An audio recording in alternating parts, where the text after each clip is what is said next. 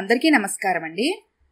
ఈరోజు మనం అలపర్తి రామకృష్ణ గారు రచించిన మా ఇంటికి రాకండి అనే ఓ చక్కటి కథను విందాం. ఇక కథలోకి వెళ్దాం. మా తాతకి 80 ఏళ్లు నిండాయి. మా తాత శరీర భాగాల్లో బాగా చురుగ్గా ఉండేది నోరే.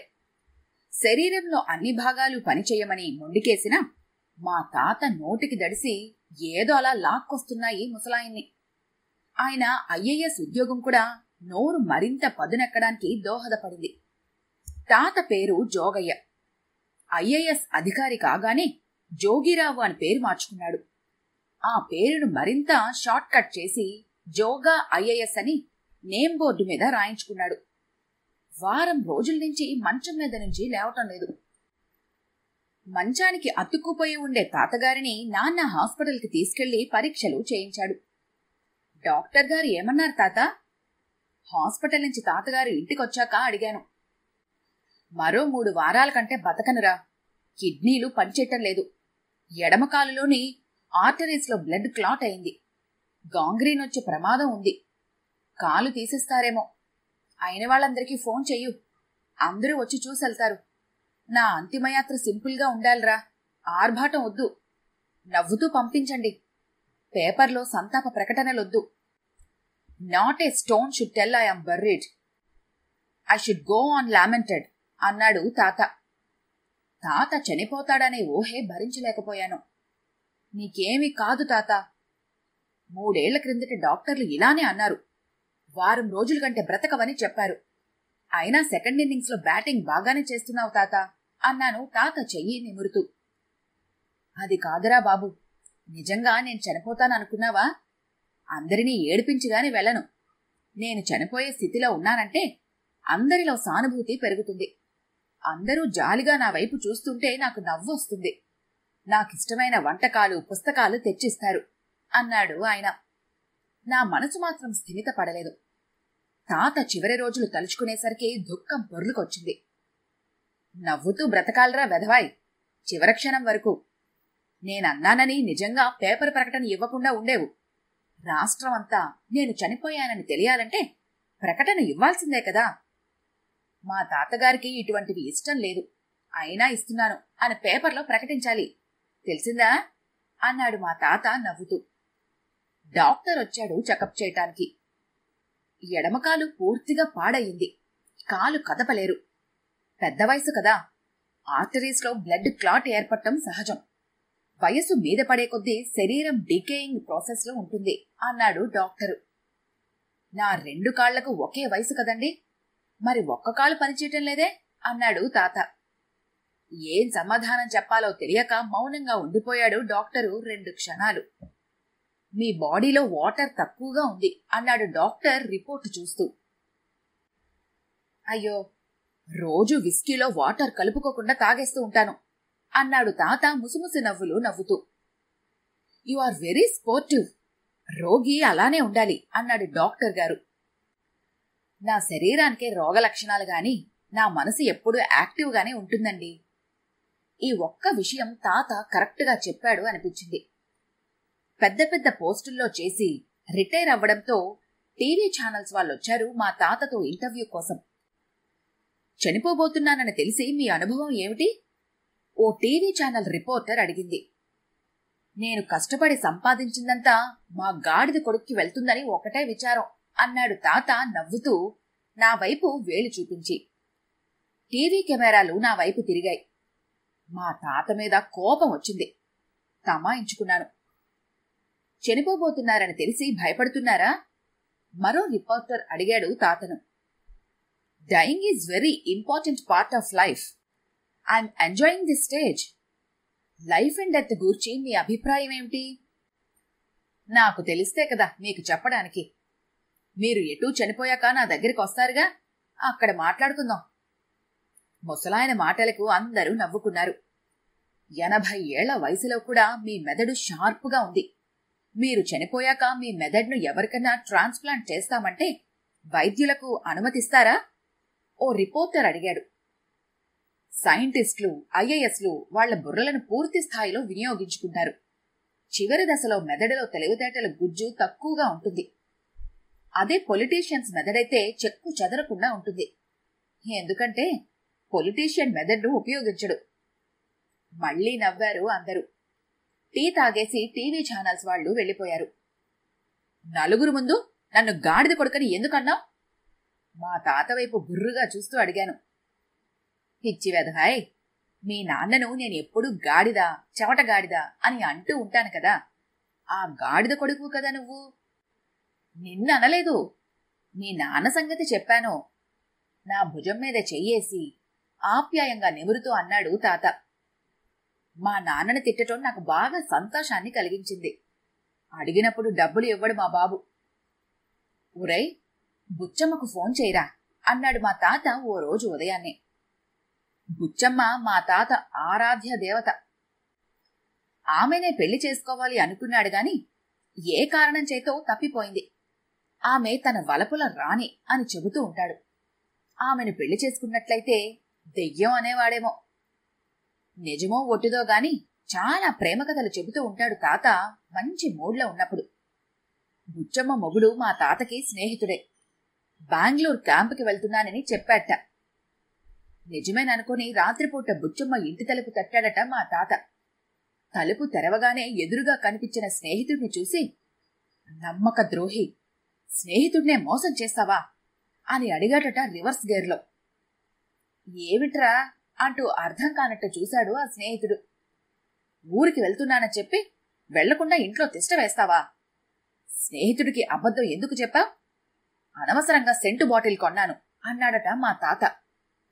ముందే చెప్పాను కదా, మా తాతకి నోటిదోల ఎక్కువని, కోతలు ఎక్కువగా కోస్తాడని. కథలు అల్లడంలో మా తాత దిట్ట. ఎక్కడో 100 కిలోమీటర్ల దూరంలో ఉంది. ఎందుకు ఆవిడ్ని ఇబ్బంది పెట్టడం అన్నాను తాతతో. నేను చెప్పినట్లు చెయ్యరా, నేను చావు బతుకుల్లో ఉన్నాను. వెంటిలేటర్ మీద ఉన్నాడు, తుదిశ్వాస పీలుస్తూ 1-2 రోజుల్లో చనిపోతాడు అని చెప్పు, పరిగెత్తుకొని వస్తుంది. వద్దు తాతయ్య, అలా చెప్పడానికి మనసు ఒప్పదు అన్నాను. నీకు మనసంటూ ఒకటి ఉందా ఏమిటి? ఇంజనీరింగ్ చదువుతున్నావు, ఇంతవరకు ఒక్క అమ్మాయికి లవ్ లెటర్ రాయలేదు. మీ నాన్న నిన్నో యంత్రం చేశాడు. ముందు నేను చెప్పినట్లు చెయ్యరా. ఆయన చెప్పినట్లే ఫోన్ చేశాను. ఆదరా బాదరాగా వచ్చేసింది ఆ బుచ్చమ్మ. ఆమె వచ్చేటప్పటికి మంచం మీద కూర్చుని ఇడ్లీ సాంబార్ తింటున్నాడు తాత లొట్టలేసుకుంటూ. ఆఖరి చూపు దక్కుతుందో లేదో అనుకుంటూ వచ్చాను. బాగానే ఉన్నాడు కదబ్బాయ్ అందావిడ నాతో. పైకి అలా కనిపిస్తున్నాడు గాని కిడ్నీలు 2 చెడిపోయాయి. ఈ వయసులో ఇంకా ఏం చికిత్స అవసరం లేదంటూ ఇంటికి పంపేశారు అన్నాను ఆవిడతో. నువ్వొస్తున్నావని కబురు తెలిసి కుదుట పడ్డానే బుచ్చి అన్నాడు తాత ఆమె వైపు చూసి నవ్వుతూ. అప్పుడప్పుడు నీ దగ్గర నుండి మనీ ఆర్డర్ వస్తూ ఉంటే నువ్వు బ్రతికే ఉన్నావని సంబరపడుతూ ఉండేదాన్ని. ఈ మధ్య రావటం లేదు. చనిపోయావో అనుకున్నాను. పోనీలే, పెద్దవాళ్ళం అయిపోయాం. ఈ విధంగానన్నా నిన్ను చూడగలిగాను అంది బుచ్చమ్మ తాత మంచం దగ్గర కుర్చీ లాక్కొని కూర్చుంటూ. అక్కడి నుంచి వచ్చేయాలని అనుకుంటున్నాను. అదే సమయంలో సరికొత్త కహానీ మొదలుపెట్టాడు తాత. రాత్రి యమదూతలు వచ్చారు నన్ను తీసుకెళ్ళటానికి. 2 రోజులు ఆగండి, మా బుచ్చమ్మను చూశాక తీసుకెళ్దురు అని అన్నాను. వాళ్లేమో అదేమీ కుదరదు, మరో 2 రోజులు ఆగాలంటే నువ్వు మరో చెడ్డ పని చెయ్యాలి అన్నారు వాళ్ళు. ఏం చేయాలని వాళ్ళని అడిగాను. ఓ ఫుల్ బాటిల్ విస్కీ కొట్టు, లేదా పరాయి స్త్రీ చెయ్యి పట్టుకుని దగ్గరికి లాక్కో సలహా ఇచ్చారు వాళ్ళు. ముందు విస్కీ లాగించేశాను, ఆ తర్వాత ధైర్యం వచ్చి నీ చెయ్యి పట్టుకున్నాను అన్నాడు తాతయ్య రాత్రి తనకొచ్చిన కలగూర్చి చెబుతూ. చింత చచ్చినా పులుపు చావలేదు, మీ ముసలోడు అఖండుడు అంది బుచ్చమ్మ పగలబడి నవ్వుతూ. నీ ఆరోగ్యం ఎలా ఉంది ఆప్యాయంగా అడిగాడు తాత ఆమెను. తాత అడిగిన తీరుకే ఆమె కళ్ళు చెమర్చాయి. తాత ఆరోగ్యం క్షీణించిందని తెలుసుకొని బంధువులు స్నేహితులు మా ఇంటికి ప్రవాహంలా వచ్చిపోతూనే ఉన్నారు. వచ్చిన వాళ్ళు ఉత్త చేతులతో రావటం లేదు. పళ్ళు, స్వీట్స్, పుస్తకాలు తెచ్చిస్తున్నారు. సిటీలో ఉండే ఆయన దగ్గర స్నేహితులు ఆయనకు ఇష్టమైనవేమిటో తెలుసుకొని ఆ పిండి వంటలు వండి తెస్తున్నారు. పేకాటలో మా తాతదే ఎప్పుడూ పై చెయ్యి. వచ్చిన వాళ్ళని పేకాట ఆడుకుందాం సరదాగా అని ప్రేరేపించటం. చావు బతుకుల్లో ఉన్నాడ్లే, వద్దని చెప్పటమెందుకు, బాధపడతాడు అనుకుంటూ వచ్చిన వాళ్లు ఆయనతో పేకాటకు సిద్ధమవుతున్నారు. పేకాటలో ఓడిపోయి జేబులు ఖాళీ చేసుకుని తిరిగి వెళ్తూ ఉంటారు. ఎవరూ గమనించకుండా నా వైపు చూసి ముసుముసు నవ్వులు నవ్వుతూ ఉంటాడు మా తాత. దగ్గర బంధువు ఒక ఆయన వచ్చాడు మా ఇంటికి. బాగా చిక్కిపోయారే అన్నాడాయన మా తాత మొహంలోకి చూస్తూ. తాత పెద్దగా నవ్వాడు. 2 కిడ్నీలు చెడిపోయిన వాళ్లు బ్రతకటం కష్టం. వేరే వాళ్ల కిడ్నీ మీకు అమర్చాలంటే వయసు మీకు సహకరించదు. పోయే ముందు పుణ్య కార్యక్రమాలు చేయండి అన్నాడు వచ్చిన బంధువు. ఆయన మాటలు రుచించక బయటకొచ్చేశాను. మరో 5 నిమిషాల్లో ఆ వచ్చిన పెద్ద మనిషి తాతగారి గదిలో నుంచి బయటకొచ్చాడు. మీ తాత తలతిక్క మనిషిలా ఉన్నాడ్రా అన్నాడు ఆయన నాతో. ఏం జరిగింది ఆసక్తిగా అడిగాను. రెవెన్యూ ఆఫీసర్గా ఎన్నో లక్షలు సంపాదించాడు.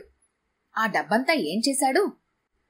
2 ఏళ్ల క్రితం అప్పుల్లా ఉన్నాను ఇల్లు కట్టుకోవడంతో అన్నాడు. ఇప్పుడేమో మెడికల్ ట్రీట్మెంట్కు డబ్బులు లేవు అని అంటున్నాడు. మిమ్మల్ని డబ్బులు అడిగాడా మా తాత? నాకంటే పెద్ద బెగ్గర్లా ఉన్నాడు మీ తాత. చివరి రోజుల్లో నాకు ఏదన్నా సహాయం చేస్తాడేమోనని ఆశపడి వస్తే నన్నే 1,00,000 రూపాయలు అప్పుగా ఇవ్వమని అడుగుతున్నాడు అన్నాడు ఆయన రుసరుసలాడుతూ. మరి మీరేమన్నారు అడిగాను వస్తున్న నవ్వును ఆపుకుంటూ. నా కొడుకులు నా ఒంటి మీద బట్టల్ని ఊడ్చుకెళ్ళిపోయారు. ఇక మిగిలింది గోచిగుడ్డ మాత్రమే. అది నువ్వు లాక్కో అన్నాను ఒళ్ళు మండి. మరి ఆయనేమన్నారు మళ్ళీ అడిగాను. ఓ క్షణం నా వైపు ఎగాదిగా చూశాడు మా బంధువు. నీ తాతలాగా నువ్వు తల తిక్కవాడివేరా అనేసి వెళ్ళిపోయాడు కోపంగా పెద్ద పెద్ద అడుగులు వేసుకుంటూ. చనిపోతున్నాననే దిగులు విచారం లేదు మా తాతకి. శుభ్రంగా తింటున్నాడు. ఇంటికొచ్చిన వాళ్లతో నవ్వుతూ కబుర్లు చెబుతున్నాడు. ఎవరూ గమనించినప్పుడు బుచ్చమ్మ చేతులు నిమురుతూ ఉన్నాడు కూడా. రోజు వచ్చే డాక్టరు ఇంటికి రావటం మానేశాడు. ఆయనకి ఫోన్ చేశాను. Your grand father is in high spirits. ఆ ఉత్సాహమే ఆయన బ్రతికిస్తూ ఉంది. మీ తాతకు పరీక్షలు చేసి చేసి నాకు నీరసం వచ్చింది. నా కిడ్నీలు పనిచేస్తున్నాయో లేదో నాకే అనుమానంగా ఉంది. మరో డాక్టర్ దగ్గరికెళ్లి పరీక్ష చేయించుకోవాలి. మా తాత 3 వారాల కంటే బ్రతకడని అన్నారుగా. 3 నెలలు గడిచిపోయాయి. మీ తాత మాటలతో గారడీ చేస్తాడు. ఆయన కిడ్నీలు కూడా ఏదో గారడీ చేస్తున్నాయి.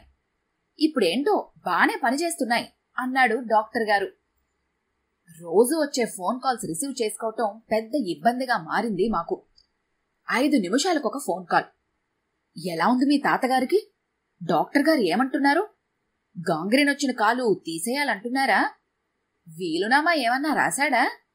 మాకేమన్నా డబ్బు పంపమని మీకు చెప్పాడా? చనిపోయాడని ఎవరో అన్నారు, నిజమేనా? అడిగిన వాళ్లకు సమాధానం చెప్పడం పెద్ద ఇబ్బందిగా మారింది మాకు. ఓ ప్రకటనిచ్చేశాము అన్ని దినపత్రికలకు. మా తాతగారి ఆరోగ్యం బాగాలేదని తెలిసి పరామర్శ చేసిన వాళ్లందరికీ పత్రికాముఖంగా కృతజ్ఞతలు. ఆయన ఆరోగ్యం ఇప్పుడు నిలకడగానే ఉంది. ఆయన ఆరోగ్యం మేమే పత్రికాముఖంగా ఎప్పటికప్పుడు తెలియపరుస్తాము. దయచేసి మా తాతగారి ఆరోగ్యం గురించి ఫోన్ చెయ్యొద్దు. మా ఇంటికి రాకండి ప్రస్తుతానికి. ఇది మేమిచ్చిన ప్రకటన. ఆ దేవుని దయవల్ల మా తాతగారు ఇప్పటికీ బాగానే ఉన్నారు. ఎంతైనా మా తాత గుండె గట్టిదే. ఈ కథ గనుక మీకు నచ్చినట్లయితే లైక్ చేయండి, షేర్ చేయండి.